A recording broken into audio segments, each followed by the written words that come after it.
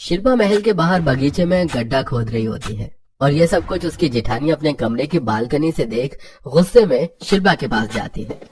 ये क्या हालत बना रखी है तुमने, और महल के बाहर गंदगी कूड़ा कबाड़ा करना जरूरी है क्या?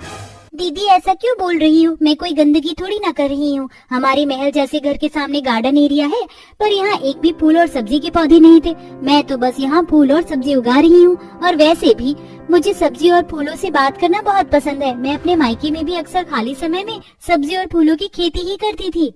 शिल्पा की बातें सुनकर अनीता का मुंह बन जाता है और वो महल में जाती है और अपनी सास से अपनी देवरानी की शिकायत करती है। माँ जी, मैंने तो आपसे पहले ही कहा था इस गंवार को इस घर की बहू मत बनाओ। देखो तो जरा एक बार अपनी उस गंवार छोटी बहू को महल के बाहर गार्डन में कैसे गंदगी कर रही है। भाभी मेरी शिल्पा के बारे में ऐसा मत बोलो, वो बस सब्जी और फूल ही तो उगा रही है। हाँ बहू, विशाल बिल्कुल ठीक कह रहा है। और वैसे हमारे गार्डन में एक भी फूल का पौधा नहीं है। अगर बहू 2-4 फूल और सब्जी उगा भी लेगी तो क्या ही फर्क पड़ता है। इनसे तो कुछ कहना ही बेकार है। पता नहीं उस गंवार ने कौन सा जादू कर रखा है इनके ऊपर। अपनी सास और देवर की बातें सुनकर एक बार फिर अनीता का मुंह बन जाता है। अब इसी तरह कुछ दिन बीत जाते हैं और धीरे धीरे शिल्पा के द्वारा उगाए गए सब्जी और फूल उगना शुरू हो जाते हैं और ये देखकर शिल्पा बहुत खुश होती है। तुम कितनी जल्दी उग गए? बहुत जल्द तुम सब्जियां दोगे और तुम खुशबूदार फूल। फिर महल के बाहर ये रंग बिरंगी फूल और सब्जियां हमारे इस महल की शान और शौकत को बढ़ाएंगी। इस तरह शिल्पा अपने खाली समय में अपने पेड़ पौधों को पानी देती, खाद देती और उनसे काफी समय तक बातें करती।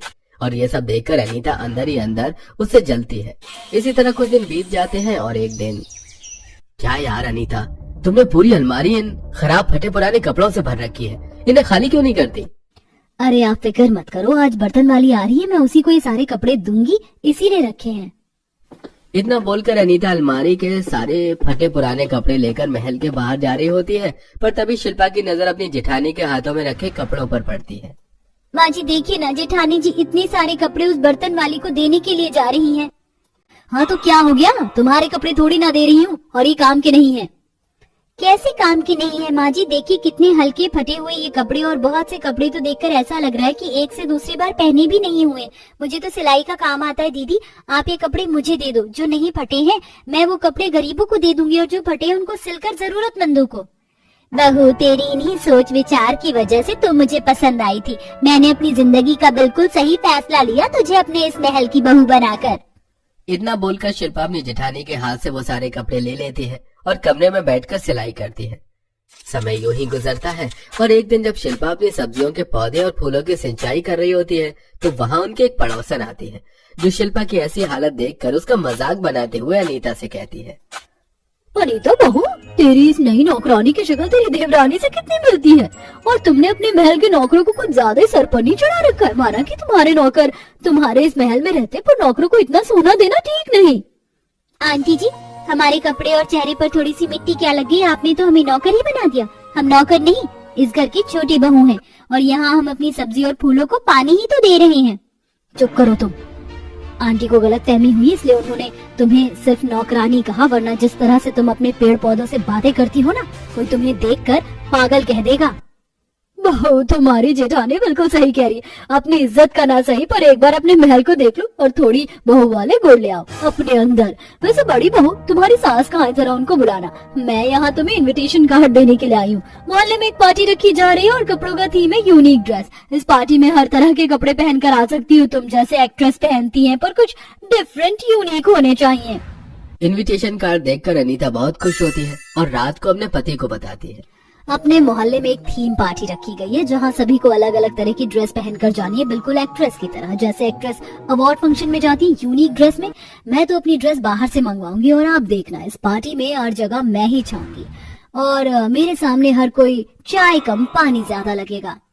अरे मेरी माँ बातों को घुमा क्यों रही हो? सीधा सीधा बोलती क्यों नहीं हो कि तुम्हें पैसे चाहिए? हाँ तो अब आपसे भी पैसे मांगने की जरूरत पड़ेगी मुझे? आपको तो बिना बोले मेरी बात समझ जानी चाहिए।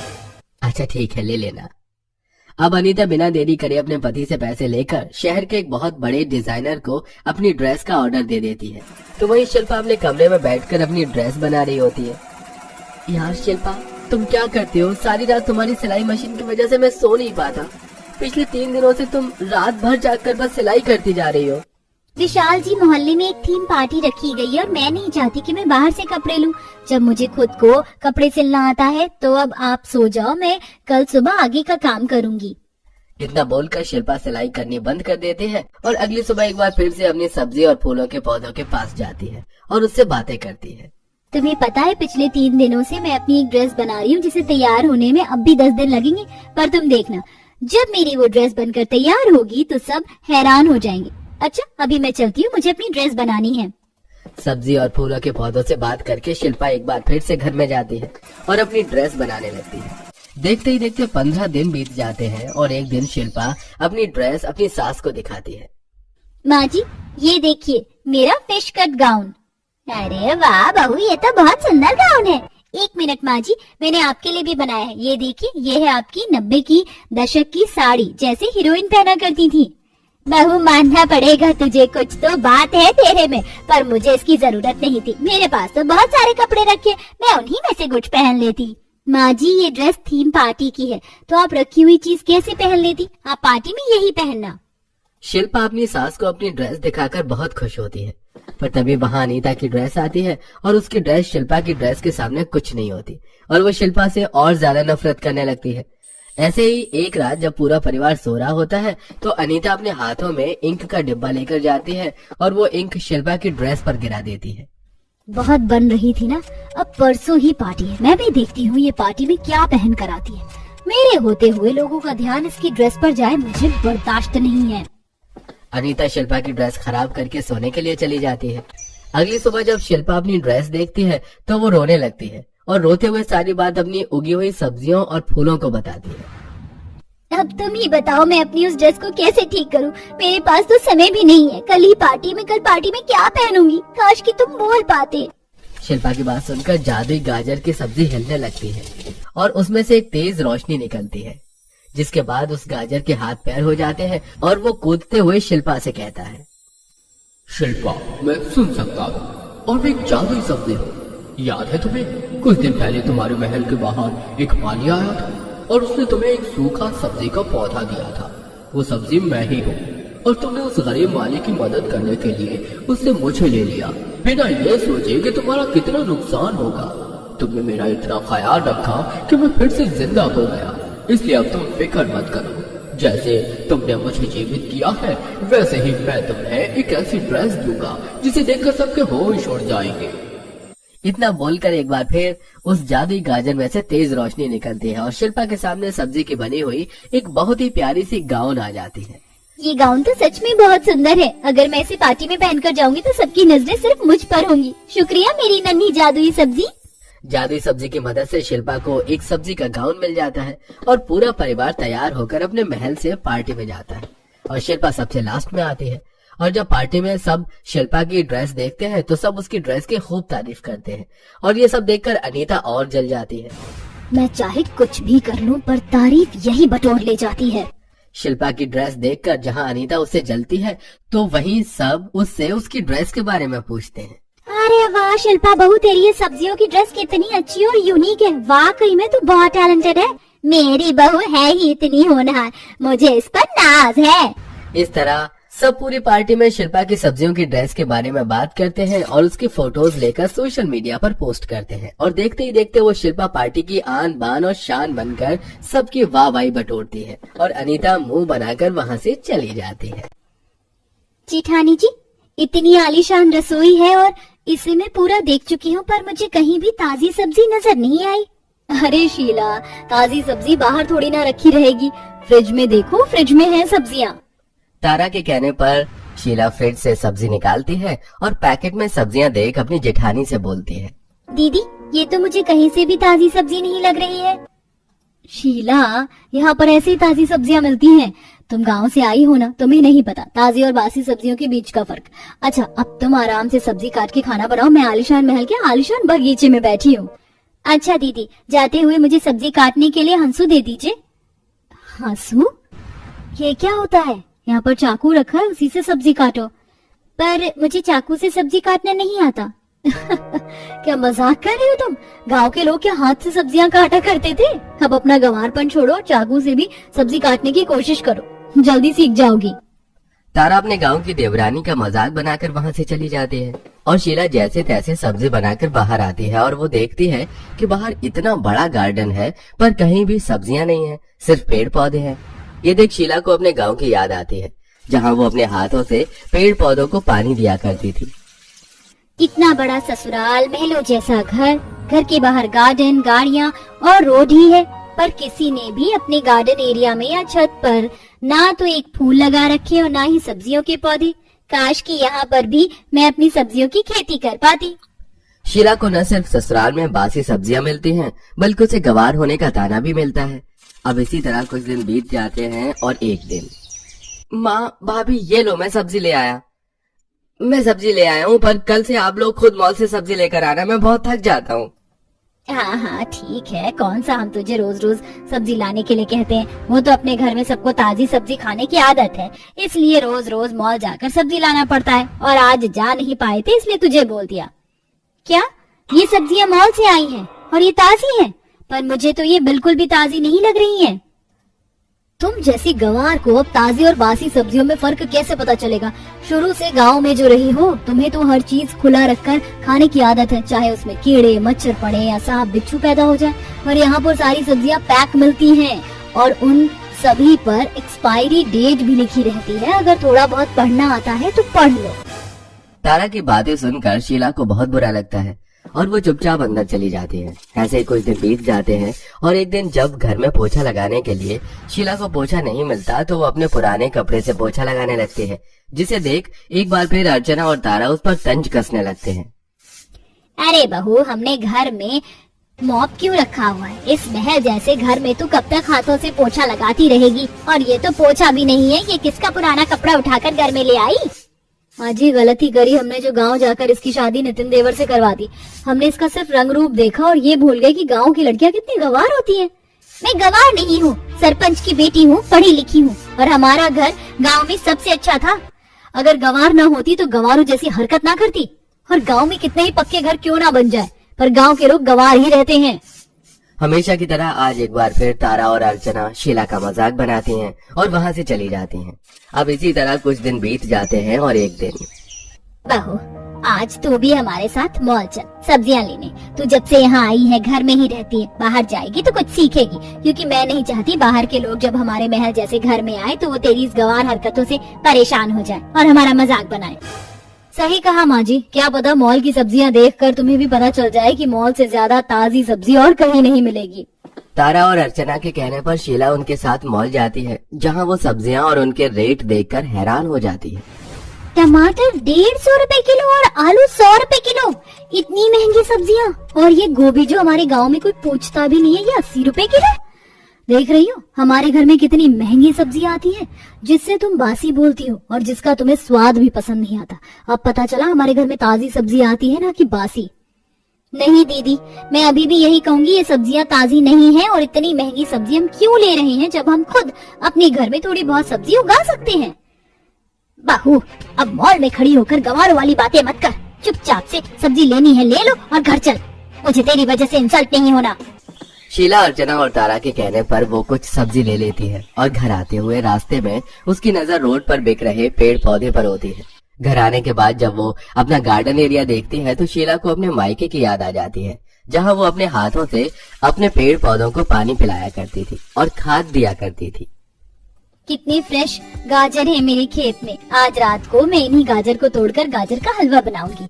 अरे बेटा, तुझे फूल और सब्जियों से कितना प्यार है, तू तो अपना पूरा समय बस यही बिताती है। कुछ दिनों बाद तू शादी करके शहर चली जाएगी, पता नहीं तू वहाँ कैसे अपने पेड़ पौधों को उगाएगी। माँ सही कहती थी, महलों के घर में सुख सुविधा है पर खुशी नहीं। पर मैं अपनी खुशी खुद ढूंढूंगी। मैं अपने इस छोटे से गार्डन में ही कुछ सब्जियां और फूल उगाऊंगी और उनका खुद ख्याल रखूंगी। अब शीला को फर्क नहीं पड़ता लोग उसे क्या बोल रहे हैं और वो उसी वक्त मार्केट से सब्जी के कुछ पौधे और बीज ले आती है और अपने गार्डन में बैठकर खुद गड्ढा खोद कर उन पौधों को लगाती है, जिसे देख तारा उसका मजाक बनाने लगती है। शीला, तुम्हें शोभा नहीं देता कि तुम अपने महल जैसे घर के बाहर इस आलीशान गार्डन में इस तरह माली वाला काम करो। अरे क्या जरूरत है तुम्हें मिट्टी में बैठकर सब्जी के ये बीज और पेड़ पौधे लगाने की। जेठानी जी, अब आप मुझे गंवार बोलो या महारानी, मैंने तो सोच लिया है कि मैं खुद सब्जी और फूल लगाऊंगी और देखना ताजी सब्जी और बासी सब्जी में क्या फर्क होता है। इसका फर्क भी मैं आपको बताऊंगी। मुझे और माँ जी को लगा था कि हम तुम्हें बाहर ले जाएंगे तो शायद तुम अपनी गंवारपंती छोड़ दोगी, पर तुम नहीं सुधरने वाली। तारा को शीला की हरकतों पर बहुत गुस्सा आता है और वो मुंह बनाकर आलीशान महल में चली जाती है। अब इसी तरह कुछ दिन बीत जाते हैं और हर रोज शीला इसी तरह बाहर जाकर अपनी सब्जियों के पेड़ में और फूलों में पानी, केमिकल और खाद डालती है। तुम सब कितनी तेजी से बढ़ रहे हो, तुम्हारे ऊपर फूल आ गए हैं, कुछ दिनों बाद तुम सब्जियां भी दोगे और तब मैं इन सबको अपने हाथों से सब्जी बनाकर खिलाऊंगी और बताऊंगी कि ताजा सब्जी पेड़ से तोड़ी हुई सब्जियां होती हैं, ना कि मॉल की नकली सब्जियां जिसमें एक्सपायरी डेट डली होती है। अब समय यूं ही गुजरता है और इसी तरह हर समय शीला अपने पेड़ पौधों पर ध्यान देती है। देखते ही देखते उनमें अच्छे फल आने लगते हैं और ऐसे ही एक दिन शीला की पड़ोसन आती है और वो शीला को पेड़ पौधों को पानी देते देख उस पर हंसने लगती है और अर्चना तारा से कहती है, अरे अर्चना, मुझे नहीं पता था कि तुम लोग महलों में रहकर इतने कंगले हो कि मॉल से सब्जी भी नहीं ला सकते, तो इसलिए तुम गांव से अपनी गंवार बहू ले आए ताकि वो घर के बाहर सब्जी की खेती कर सके। करवा ली हमारी बेइज्जती, मिल गया तुझे सुकून। अरे बहन, क्या बताऊं मैं तुम्हें, महलों में रहने के बाद भी मेरी बहू को गांव की गंवार बहू बनकर ही रहना पसंद है। इसे हमने कितनी बार मना किया है पर ये किसी की सुनती ही कहाँ है।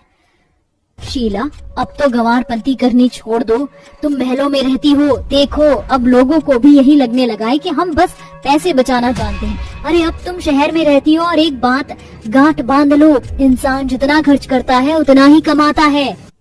दीदी, अब मैं क्या ही बोलूं, अगर आप लोगों को ये लगता है कि अगर मैं सब्जियों की खेती कर रही हूँ, घर में पेड़ पौधे उगा रही हूँ तो मैं गंवार हूँ, तो ठीक है, मैं गंवार हूँ। अरे अर्चना बहन, इसीलिए कहते हैं शहर वालों को गांव की बहू नहीं लेकर आनी चाहिए। महलों में रहकर तुम्हारी इज्जत उछाल रही है तुम्हारी बहू। अर्चना को पड़ोसन न सिर्फ शीला का मजाक बनाती है बल्कि अर्चना का भी मजाक बनाती है। अब इसी तरह कुछ दिन बीत जाते हैं और बहुत जल्द शीला की मेहनत रंग ले आती है और उस दिन शीला अपनी ताजी ताजी सब्जियां तोड़कर खाना बनाती है और थोड़ा सा ताजा सब्जियों का खाना अपनी उसी पड़ोसन के घर देकर आती है। वहीं जब सभी लोग शीला के हाथों का खाना खाते हैं तो आज उन्हें खाने का टेस्ट अलग ही लगता है। अरे वाह शीला, आज तुमने कोई दूसरे मसाले यूज करे हैं क्या? खाने का स्वाद तो बहुत अच्छा है।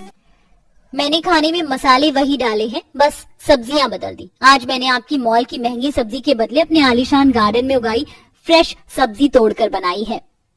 क्या सच में? ये जो तुमने बाहर गार्डन में सब्जियां उगाई हैं, उसी से बनी हुई है डिशेस? अरे शीला बहू, तूने सब्जी तो बहुत अच्छी बनाई है। कैसे बनाई है सब्जी? मुझे तो अपनी माँ के खाने की याद आ गई। याद तो आएगी ही आंटी जी, आज बहुत दिनों बाद जो आपने ताजी सब्जी खाई है।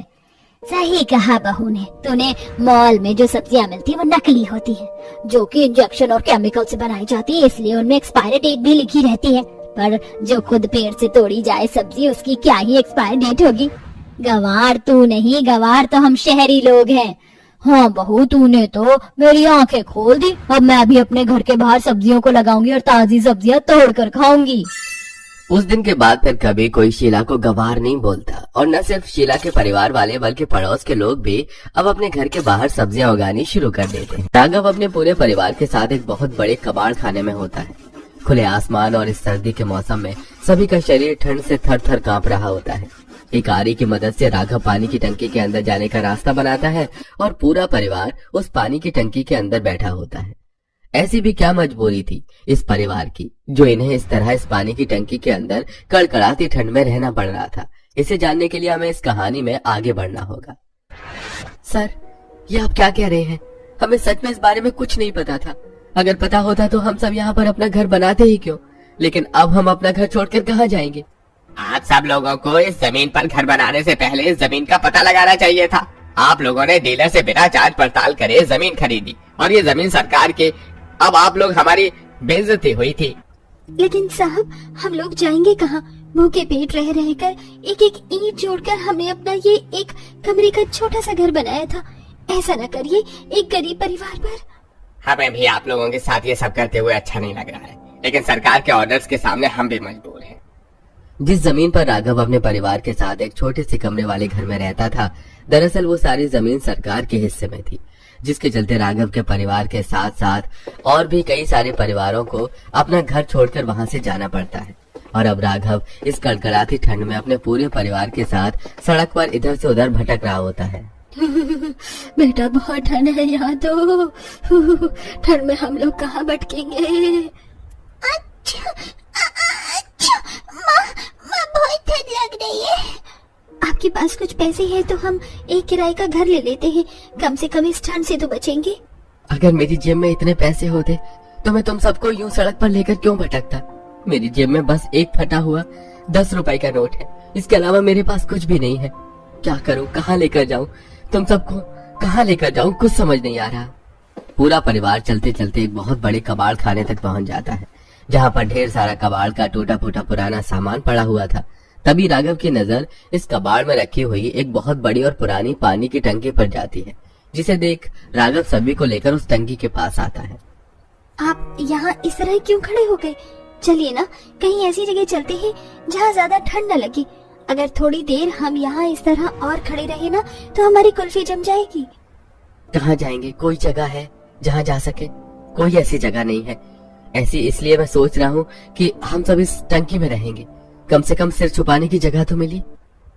क्या टंकी के अंदर? लेकिन राघव बेटा, हम भला टंकी के अंदर कैसे रह सकते हैं और इसके अंदर जाएंगे कैसे? ये टंकी ज्यादा छोटी भी नहीं है, हम सब यहाँ कुछ दिन तो काट लेंगे। तब तक घर का इंतजाम नहीं हो जाता, तब तक यहीं इस कबाड़ में कोई ऐसी चीज तो होगी जिससे हम इस टंकी के नीचे की तरफ से काट कर अंदर जाने का रास्ता बना सके। थोड़ी देर ढूंढने पर राघव को उस कबाड़ी के सामान में एक पुरानी आरी मिलती है, जिसकी मदद से राघव और टंकी के निचले हिस्से को काटकर टंकी के अंदर जाने का रास्ता बना लेता है और पूरा परिवार ठंड से बचते हुए उस टंकी के अंदर जाकर बैठ जाता है। माँ बहुत भूख लग रही है, सुबह से कुछ भी नहीं खाया है। पैदल चलते चलते मेरी भूख और बढ़ गई। हाँ माँ, कुछ बना दो ना, बहुत भूख लग रही है। हमारे पास तो खाने पीने का भी सामान नहीं है और ना ही पैसे हैं। आरती, तुम सबका ध्यान रखना, मैं बाहर से कुछ इंतजाम करके आता हूँ। राघव बाहर जाकर मजदूरी का काम तलाश करता है।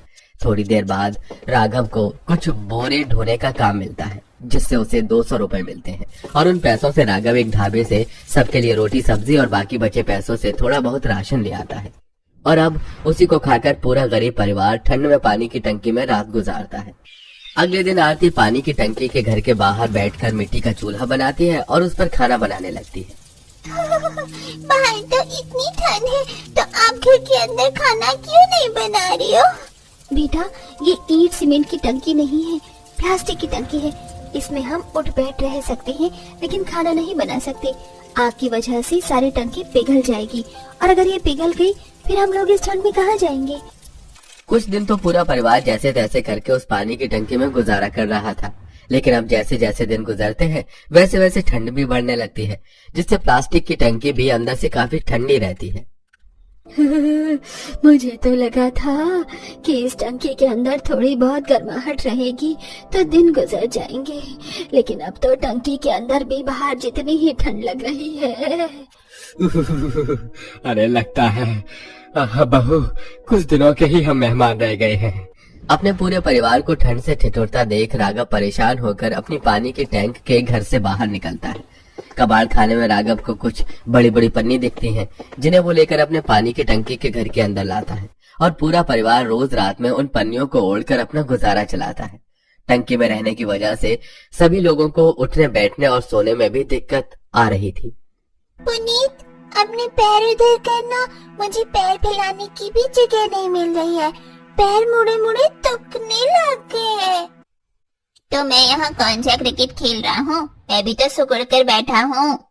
बच्चों बस भी करो, देख रहे हो ना हम किस हालत में रह रहे हैं, लेकिन फिर भी तुम लोगों का लड़ना बंद नहीं हो रहा। चुप करके बैठ जाओ। बच्चों पर क्यों भड़क रही हो? गलती तो हमारी किस्मत की है, जो इतनी हमने खराब किस्मत पाई है। कितने दिनों से कोशिश कर रहा हूँ कि कहीं आसपास अच्छी नौकरी मिल जाए तो जल्द से जल्द तुम सभी को एक किराए के घर में ले चलो, लेकिन किस्मत इतनी खराब है कि कुछ भी नहीं हो पा रहा। रोज मुश्किल से 50 रुपए की जो दिहाड़ी होती है उसी से ही गुजारा चलाना पड़ रहा है। पूरा परिवार ठंड से ठिठुरते हुए उस पानी की टंकी में रह रहकर काफी परेशान हो चुका था, लेकिन उन लोगों के पास कहीं और रहने का कोई रास्ता नहीं बचा था और इसी तरह वो सभी लोग अपने दिन गुजार रहे थे। राघव हर रोज की तरह अलग अलग जगह पर काम की तलाश में जाता है, लेकिन कहीं भी उसे काम नहीं मिलता और उदास होकर राघव घर लौट रहा होता है कि तभी राघव रास्ते में देखता है, अरे हाँ शर्मा जी, आपका काम समय से हो जाएगा, आप चिंता मत करिए। चलिए अब मैं कॉल रखता हूँ। वरुण हाथों में एक बड़ा सा बैग लिए कॉल पर बात करता हुआ गाड़ी से उतरता है कि तभी एक चोर वरुण के पास आता है और उसका बैग लेकर वहां से भागने लगता है। अरे कोई पकड़ो, चोर, चोर चोर चोर चोर को पकड़ो, मेरा बैग लेकर भाग रहा है चोर।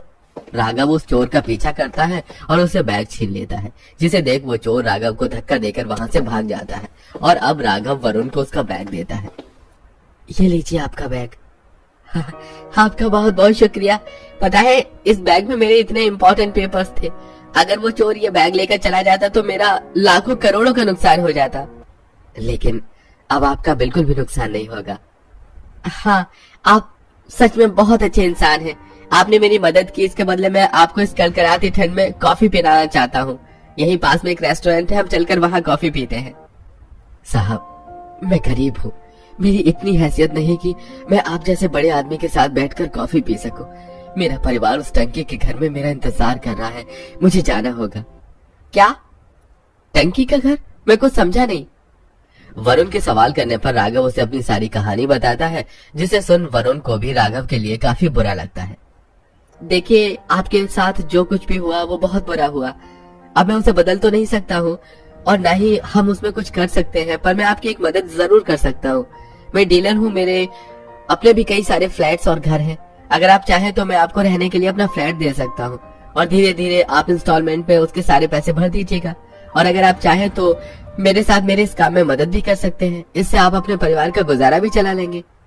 सही कहा है किसी ने, भगवान के घर देर है अंधेर नहीं। क्या सोच कर निकला था और क्या हो गया। आपका बहुत बहुत शुक्रिया साहब, मैं आपका एहसान को कभी नहीं भूलूंगा। अरे इसमें एहसान की क्या बात है, जिस तरह आपने मेरी मदद की ठीक उसी तरह मैं भी आपकी मदद करना चाहता हूँ।